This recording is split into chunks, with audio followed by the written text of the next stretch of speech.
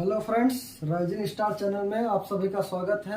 आज आप लोगों के लिए एसएससी जीडी का पेपर एनालिसिस लेकर आया हूं। आज 10 जनवरी को 3 शिफ्ट में पेपर हुआ है। तीनों शिफ्ट का एनालिसिस लेकर आया हूं। कौन कौन से क्वेश्चन पूछे गए हैं, इसमें हिंदी में कौन से क्वेश्चन पूछे गए हैं, प्लस जीके में, जीएस में, जनरल अवेयरनेस में कौन से क्वेश्चन पूछे गए हैं, प्लस मैथ में कौन से क्वेश्चन पूछे गए हैं, प्लस रीजनिंग में कौन से क्वेश्चन पूछे गए हैं। तो एग्जाम का फुल रिव्यू लेकर आया हूं। किस किस टॉपिक से कौन कौन से नए नए क्वेश्चन पूछे गए हैं, या फिर बार बार जो क्वेश्चन रिपीट हो रहे थे वही क्वेश्चन फिर से पूछे जा रहे हैं, या फिर कोई नया पैटर्न एसएससी जीडी ने फॉलो किया है। तो आज हम जानेंगे। सबसे पहले हिंदी के बारे में डिस्कस करते हैं। हिंदी में वर्तनी से 2 क्वेश्चन आए थे। वर्तनी से 2 क्वेश्चन आए थे। पहला पूछा था उज्जवल, उज्जवल का वर्तनी, तो आपको पता है कि 2 बार आधा जा होता है। और पूछा था कवित्री, कवयित्री का वर्तनी। ये 2 क्वेश्चन मैंने क्लास में भी डिस्कस किया है कई बार कि उज्जवल और कवित्री मोस्ट इंपॉर्टेंट है। और क्वेश्चन पूछे गए थे खग का पर्यायवाची क्या है। खग, आपको पता है कि खग का पर्यायवाची पूछा गया था। पर्यायवाची, तो खग का पर्यायवाची सभी को पता होना चाहिए। खग का मतलब पंछी, क्या, पक्षी, कामा, अदर जैसे चिड़िया, पक्षी, चिड़िया। तो खग से पूछा है तो आप घोड़े का पर्यायवाची नेक्स्ट एग्जाम में पूछ सकता है, या फिर नेक्स्ट पेपर में यहाँ खग का तो वहां पर घोड़े का पूछ सकता है। या फिर इसका मतलब आपको ये कंफर्म होगा कि पर्यायवाची से 1 क्वेश्चन आ रहा है, वर्तनी से 2 क्वेश्चन आ रहे हैं। तो टॉपिक आप देखते रहिए कि किस किस टॉपिक से क्वेश्चन आ रहे हैं, वो टॉपिक आप केवल तैयार करिए। नेक्स्ट पूछा था घोड़ा, घोड़े का पूछ लिया है पर्यायवाची। सेकंड शिफ्ट में घोड़ा का पर्यायवाची क्या क्या होता है, तो आपको पता है हरि, हरि होता है, घोटक होता है, घोटक घोड़े का पर्यायवाची, हरि और घोटक अश्व होता है घोड़े का पर्यायवाची। तो ये पूछा था घोड़ा का पर्यायवाची लिखो। और पूछा था आहार का विलोम, आहार का विलोम पूछा गया था आज के एग्जाम में। आहार का विलोम, आहार का विलोम क्या होता है, निराहार, निराहार। तो आपसे पूछ सकता है कि दुख का विलोम क्या होता है, सुख का विलोम क्या होता है। तो विलोम से 1 क्वेश्चन आ रहा है। अब देखते हैं, इस प्रकार कई क्वेश्चन पूछे गए, सब हिंदी में इसी टाइप के क्वेश्चन आ रहे हैं। काफी सिंपल आ रहा है पेपर, तो कट ऑफ भी काफी जाने वाला है। इसलिए अच्छे से तैयारी करके जाओ कि हिंदी में 1 भी क्वेश्चन आपका गलत ना हो। अगर आप हिंदी में गलत करोगे तो आपका सिलेक्शन मुश्किल लग जाएगा। तो यहाँ पर हिंदी का हो गया। अब देखते हैं जीए, जनरल अवेयरनेस में। तो जीके के से कौन कौन से क्वेश्चन आए, या फिर जनरल साइंस से कौन कौन से क्वेश्चन आए। तो जीके में क्वेश्चन पूछा गया दीने इलाही धर्म किसके द्वारा चलाया गया। दीने इलाही धर्म, दीने इलाही धर्म किसके द्वारा चलाया गया। इलाही धर्म किसके द्वारा चलाया गया, ये क्वेश्चन पूछा गया था। दीने इलाही धर्म किसके द्वारा चलाया गया, तो आपको पता होना चाहिए दीने इलाही धर्म अकबर के द्वारा चलाया गया। अकबर के द्वारा चलाया गया। कब चलाया गया, 1982 में। तो यहाँ पूछा है कि दीने इलाही धर्म किसके द्वारा चलाया गया, और आपके पेपर में पूछ सकता है कि दीने इलाही धर्म कब चलाया गया, तो 1982 में चलाया गया। तो याद रखना। नेक्स्ट क्वेश्चन पूछा गया है आर्टिकल 75 किससे संबंधित है। आर्टिकल अनुच्छेद 75, अनुच्छेद 75 किससे संबंधित है, तो प्रधानमंत्री की नियुक्ति, पीएम की नियुक्ति। आर्टिकल 75 किससे संबंधित है, पीएम की नियुक्ति से। यह क्वेश्चन पूछा गया था। तो आपसे पूछ सकता है कि राज्यपाल की नियुक्ति किस आर्टिकल के तहत की जाती है, या फिर आपसे कुछ भी क्वेश्चन राष्ट्रपति के बारे में पूछ सकता है, या फिर आपातकाल कौन कौन से होते हैं, कौन कौन से आर्टिकल में कौन कौन से आपातकाल आते हैं, तो ये सब आप तैयार करके जाइए। और पूछा था हैप्पीनेस इंडेक्स में भारत का कौन सा स्थान है। हैप्पीनेस इंडेक्स में भारत का कौन सा स्थान है। प्रसन्नता सूची में भारत की रैंकिंग पूछा था। हैप्पीनेस इंडेक्स इंडियाज रैंकिंग पूछा था। इंडिया की कौन सी रैंक है हैप्पीनेस इंडेक्स में। 136वीं रैंक है, 136। तो इस तरीके से क्वेश्चन पूछे गए हैं। एक क्वेश्चन आया था आपका महात्मा बुद्ध से। महात्मा बुद्ध ने अपना प्रथम उपदेश कहाँ दिया था। क्वेश्चन आया था महात्मा बुद्ध ने अपना प्रथम उपदेश कहाँ दिया था। प्रथम उपदेश कहाँ दिया था। तो महात्मा बुद्ध ने प्रथम उपदेश आपको पता होगा कि सारनाथ में दिया था। कहाँ? सारनाथ में दिया था। सारनाथ में कौन सा प्रतीक है। 4 सिंहों वाला स्तंभ। 4 सिंहों वाला स्तंभ। क्लियर है। और यहाँ पर आपसे पूछा गया महात्मा बुद्ध ने अपना प्रथम उपदेश कहाँ दिया था। अगर आपसे पूछ ले कि महात्मा बुद्ध का जन्म कहाँ हुआ था, आपके शिफ्ट में ये पूछा जा सकता है कि महात्मा बुद्ध का जन्म कहाँ हुआ था, तो आप याद रखना कि लुम्बिनी में हुआ था। कहाँ हुआ था। लुम्बिनी में हुआ था। महात्मा बुद्ध से कई सारे क्वेश्चन पूछ सकता है। तो महात्मा बुद्ध वाला टॉपिक। अब आप महावीर स्वामी वाला टॉपिक याद कर लो कि महावीर स्वामी का जन्म कहाँ हुआ था, उनके द्वारा कौन सी शिक्षाएं दी गई, या फिर ऐसे कई जो भी महान हुए हैं उनके बारे में पूछ सकता है। तो महावीर स्वामी मोस्ट इंपॉर्टेंट है आपके लिए, आपकी शिफ्ट में पूछा जा सकता है क्वेश्चन। नेक्स्ट क्वेश्चन देखते हैं। इससे क्वेश्चन आया था 11वीं अनुसूची। 11वीं अनुसूची किससे संबंधित है। 11वीं अनुसूची किससे संबंधित है, क्वेश्चन पूछा गया है। मैंने कई बार बताया कि अनुसूचियां 12 हैं टोटल, मोस्ट इंपॉर्टेंट है। 12 अनुसूची आप रट लीजिए। मूल संविधान में 8 अनुसूची थी। मूल संविधान में कितनी अनुसूची थी, सभी लोगों को पता होना चाहिए। अनुसूची से 100% हर एक एग्जाम में क्वेश्चन आता है।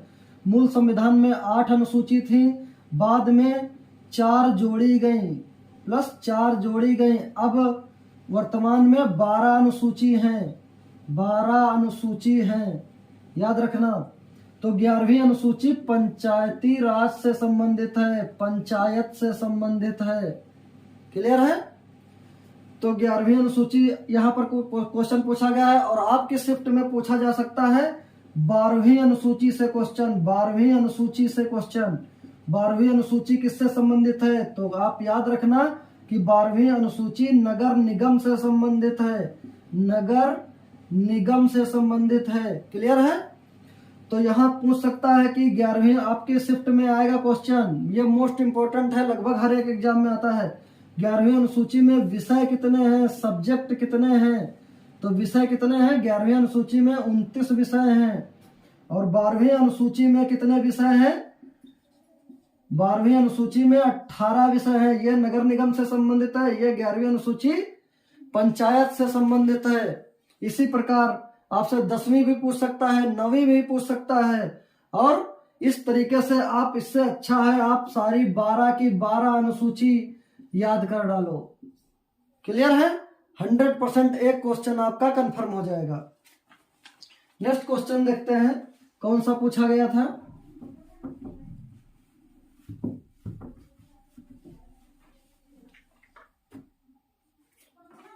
नेक्स्ट क्वेश्चन पूछा गया है कान्हा नेशनल पार्क कहाँ है। कान्हा नेशनल पार्क कहाँ है। कान्हा नेशनल पार्क के बारे में पूछा गया है। कान्हा नेशनल पार्क आपको पता है मध्य प्रदेश में है। कहाँ है, एमपी में। तो आपसे क्वेश्चन पूछ सकता है, आपके शिफ्ट में ये क्वेश्चन आ सकता है कि पन्ना नेशनल पार्क कहाँ है। पन्ना नेशनल पार्क, पन्ना नेशनल पार्क भी एमपी में है। क्लियर है। या फिर नेक्स्ट क्वेश्चन देखते हैं। और हाँ, मध्य प्रदेश का एक नेशनल पार्क है, बहुत ही फेमस है। वो नेशनल पार्क लगभग कई बार पूछा जा चुका है, तो याद रखना। एक होता है पेंच नेशनल पार्क। पेंच नेशनल पार्क एमपी में है, ये याद रखना, मोस्ट इंपॉर्टेंट है। तो पन्ना पूछ सकता है, कान्हा पूछ चुका है, तो कान्हा नहीं आएगा। इतनी जल्दी रिपीट नहीं होते हैं क्वेश्चन, उस टॉपिक से दूसरा क्वेश्चन आ जाता है। तो कान्हा नेशनल पार्क एमपी में है, पन्ना भी एमपी में है, पेंच भी एमपी में है, तो कुछ भी पूछ सकता है।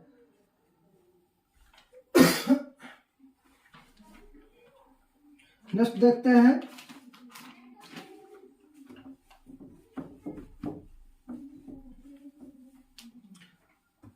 तो इतने ही क्वेश्चन मिल पाए हैं आज हिंदी और जीके के। मैथ के बारे में डिस्कस करते हैं अब। मैथ से कौन कौन से क्वेश्चन आए थे, कहां कहां से। हाँ, जीके का एक क्वेश्चन और बच्चे ने भेजा है, नीली क्रांति किससे संबंधित है। जीके का क्वेश्चन है, नीली क्रांति किससे संबंधित है। नीली क्रांति, नीली क्रांति मत्स्य पालन से संबंधित है। किससे संबंधित है, मत्स्य, मछली, मत्स्य पालन से संबंधित है। तो आपसे पूछ सकता है कि सफेद क्रांति किससे संबंधित है, काली क्रांति किससे संबंधित है, भूरी क्रांति किससे संबंधित है, सब याद कर डालो। ये सारे क्वेश्चन आपसे पूछ सकता है। एक क्वेश्चन आया है, हाँ ये तो फेमस क्वेश्चन है, सभी बच्चों को लगभग पता है, कथकली कहाँ का शास्त्रीय नृत्य है। कथकली कहाँ का शास्त्रीय नृत्य है। शास्त्रीय नृत्य के बारे में क्वेश्चन आ रहा है। टोटल कितने नृत्य हैं, टोटल नृत्य कितने हैं, 8 हैं। शास्त्रीय नृत्य कथकली कहाँ का है, आप सबको पता होना चाहिए कि केरल का कथकली नृत्य है। केरल का कथकली नृत्य है। अगर आपसे क्वेश्चन पूछ ले कथकली कहाँ का नृत्य है, कथकली, तो कथकली कहाँ का नृत्य है, यूपी का है, आपके उत्तर प्रदेश का। तो कथक, जहां पर कथक आ जाएगा, का लग जाएगा। अगर खाली कथकली है तो केरल का है, कथकली है तो उत्तर प्रदेश का है। इसी तरीके के क्वेश्चन आ रहे हैं। शास्त्रीय नृत्य से क्वेश्चन पूछा जा रहा है, तो शास्त्रीय नृत्य हमारे 8 हैं टोटल, तो 8 शास्त्रीय नृत्य याद कर डालिए। 100% एक ना एक क्वेश्चन आपकी शिफ्ट में आ जाएगा। अब मैथ के बारे में डिस्कस करते हैं। देखो क्वेश्चन प्रॉफिट लॉस से एक आया था, प्रॉफिट लॉस से एक क्वेश्चन पूछा गया है। कैसा क्वेश्चन पूछा गया है, मार्क प्राइस दिया था, उसका अंकित मूल्य दिया था 1170 रुपए, और पूछा वो डिस्काउंट, मार्क प्राइस पर डिस्काउंट दे रहा है 10%, फिर भी उसे प्रॉफिट कितना हो रहा है, 20% का फिर भी प्रॉफिट हो रहा है। मतलब इतने की चीज है, 10% डिस्काउंट देने के बाद भी 20% प्रॉफिट हो रहा है। तो एसपी बताओ वो कितने का उसने उस वस्तु को बेचा। तो एसपी पूछा गया था। तो बहुत ही सिंपल है, यहां पर आपको कितने की वैल्यू, 120% की वैल्यू बताना है, क्योंकि 20% उसको लाभ हो रहा है। तो कोई भी चीज 100% की होती है तो उसको 120% में कन्वर्ट कर दीजिए। तो 1170 उसका मार्क प्राइस है, अंकित मूल्य है, इसको 120% में बदल दीजिए कि इसको 20% प्रॉफिट हो, और बेचेगा कितना, 10% डिस्काउंट देकर। 100 पर 10% डिस्काउंट होता है तो 90 के बराबर होता है। यहां से काटोगे 0 0 कट जाएगा, 9 एकम 9, 9 एकम 9, 9 त्रिक 27, तो 13 गुणे 120, 13 0 0, 13 दूना 26 के 6, 13 एकम 13 और 2 15। तो सेलिंग प्राइस हमारी कितनी आ गई, 1560 रुपए, 1560 रुपए। तो सारे क्वेश्चन ऐसे ही होंगे, बिल्कुल सिंपल मेथड है। जो भी प्रॉफिट लॉस के क्वेश्चन आएंगे आप देख लीजिए कि इस टॉपिक से आ रहा, तो ये टॉपिक आप रट डालिए। इस टॉपिक से जितने भी क्वेश्चन आते हैं अच्छे तरीके से समझ लीजिए, घुमा फिराकर। यहाँ पर 10% डिस्काउंट दे रहा, आपका डाटा बस चेंज होगा लेकिन टॉपिक सेम रहेगा आपके शिफ्ट में। नेक्स्ट क्वेश्चन देखते हैं।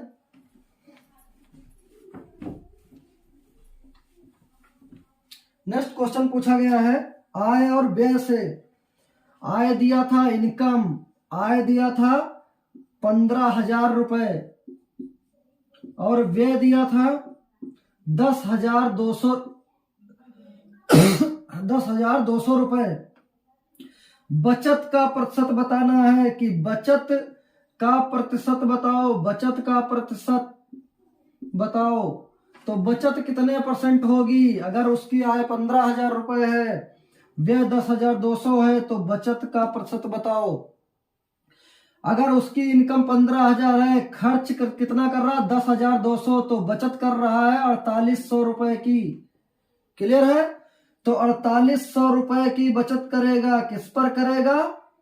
15,000 पर, 15,000 पर, क्योंकि 15,000 रुपए वो कमा रहा है और 10,200 खर्च कर रहा है, 4,800 की बचत कर रहा, 15,000 पर 4,800 की बचत कर रहा। परसेंटेज के लिए गुणे 100 लगा लो।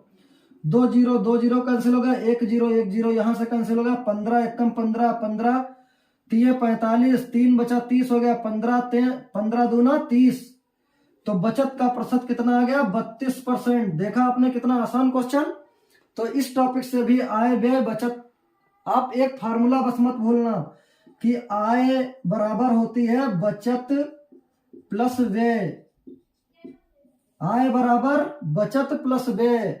अगर आपसे व्यय बचत बता रहा तो इसका मतलब आय में से बचत घटा दोगे तो व्यय बच जाएगा। तो कुछ भी क्वेश्चन पूछ सकता है।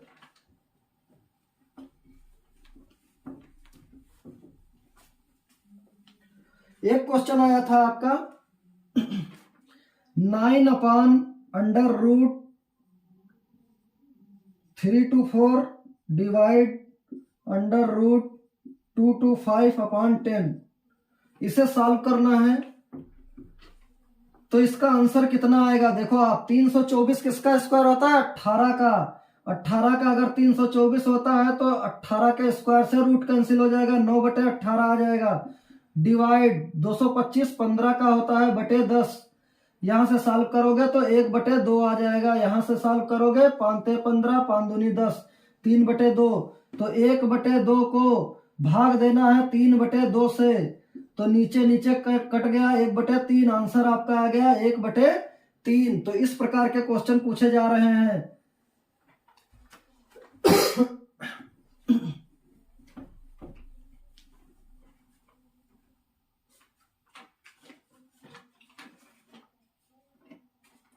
देखते हैं, एक क्वेश्चन आया है टाइम एंड वर्क से। टाइम एंड वर्क से एक क्वेश्चन आया है, टाइम एंड वर्क से। बहुत ही सिंपल क्वेश्चन आया है। ए कोई काम 10 दिन में करता है, क्वेश्चन आया है। बी उसी काम को 15 दिन में करता है। तो बताओ ए प्लस बी दोनों मिल करके कितने दिन में करेंगे वो कार्य? ए प्लस बी मिल करके वो कार्य कितने दिन में समाप्त करेंगे? तो ए 10 दिन में, बी 15 दिन में। मैंने बताया है ट्रिक, ए 10 दिन में, बी 15 दिन में। 15 10 का एलसीएम ले लो। 15 और 10 का एलसीएम कितना होता है? 30। तो एक दिन की क्षमता आ जाएगी। 30 को 10 से भाग दोगे तो ए 10 दिन में 30 कर रहा तो एक दिन में 3 काम करेगा, 30/10। बी 15 दिन में 30 कर रहा तो एक दिन में 2 करेगा काम। तो ए और बी की क्षमता आ गई 5। तो टोटल काम कितना है? 30। 30 काम किस क्षमता से? 3 + 2 5 की क्षमता से। तो दोनों मिल करके उस कार्य को 6 दिन में समाप्त करेंगे। यही आपका आंसर। इस टाइप के क्वेश्चन पूछे जा रहे हैं, बहुत ही सिंपल आ रहे हैं क्वेश्चन। कट ऑफ बहुत हाई जाने वाला है और अच्छे से तैयारी करिए आप लोग। नेक्स्ट देखते हैं टॉपिक अपना, रीजनिंग का टॉपिक देखते हैं। रीजनिंग में किस किस टॉपिक से क्वेश्चन आए हैं, कैसे कैसे क्वेश्चन पूछे गए हैं, वो हम डिस्कस कर लेते हैं। रीजनिंग से हाँ, आपको पढ़ाया जा चुका है कि मिरर इमेज से क्वेश्चन 100% आ रहा है एक क्वेश्चन। और आप सबको ये पता है कि मिरर इमेज, वाटर इमेज बहुत ही सिंपल टॉपिक है। एक क्वेश्चन 100% मिल रहा है। पेपर कटिंग से मैंने जब पढ़ाया था तो पेपर कटिंग मैंने बताया था मोस्ट इंपॉर्टेंट। अब यहां से क्वेश्चन 100% एक पूछा जाता है। एक क्वेश्चन पेपर कटिंग से आपको मिल रहा है। कोडिंग डिकोडिंग से एक क्वेश्चन आ रहा है। कोडिंग डिकोडिंग से एक क्वेश्चन आ रहा है। कोडिंग डिकोडिंग से एक क्वेश्चन आ रहा है। ब्लड रिलेशन से क्वेश्चन आ रहा है। ब्लड रिलेशन, रक्त संबंध से क्वेश्चन आ रहा है। रक्त संबंध से एक क्वेश्चन आ रहा है। वो भी कैसा आ रहा है? आपको ये टाइप पढ़ाया जा चुका है।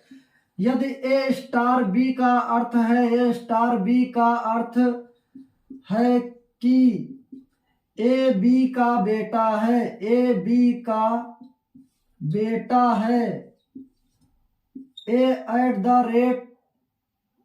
बी का अर्थ है ए बी का मामा है। तो इस टाइप के क्वेश्चन आपको कराए गए हैं क्लास में, ए बी, ये ऐसे क्वेश्चन 100% पूछे जाएंगे। मैंने मोस्ट इंपॉर्टेंट लिखाया था कि अब इस टाइप के क्वेश्चन आते हैं, तो ये वाला टाइप आप लोग रिवीजन करके जाइएगा अपने शिफ्ट में। आपके शिफ्ट में 100% एक क्वेश्चन मिलेगा। नेक्स्ट क्वेश्चन पूछा जा रहा है सीटिंग अरेंजमेंट से। सीटिंग अरेंजमेंट आप लोग पढ़ चुके हो, मोस्ट इंपॉर्टेंट टॉपिक है। मैंने बताया था सीटिंग अरेंजमेंट, रैंकिंग, क्रम व्यवस्था, परीक्षण, इससे एक क्वेश्चन आ रहा 100%। मैंने एक ट्रिक बताई थी, left plus right -1 equal to total. यहां से क्वेश्चन पूछा जा रहा है। इसी फार्मूले पर सीधे सीधे आप यहां पर वैल्यू पुट करोगे और आपका आंसर आ जाएगा।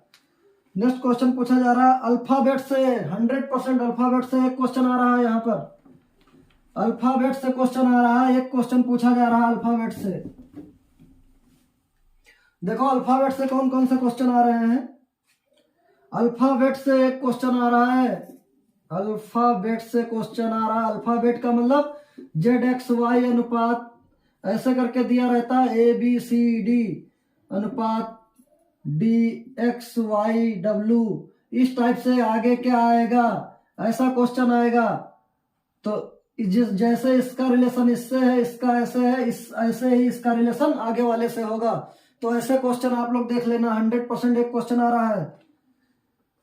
लुप्त आकृति पूछी जा रही है, लुप्त आकृति एक क्वेश्चन आ रहा है। 100% सबका सही होता है लगभग। बच्चों गलत मत करना, ये टॉपिक रिवाइज कर लेना कि ऐसे ऐसे कुछ करके आकृति बनी होगी, ऐसे 4 आकृति बने कि ये आकृति किसमें छिपी है, ए ऑप्शन में, बी ऑप्शन में, सी ऑप्शन में। इस टाइप का क्वेश्चन 100% पूछा जा रहा है।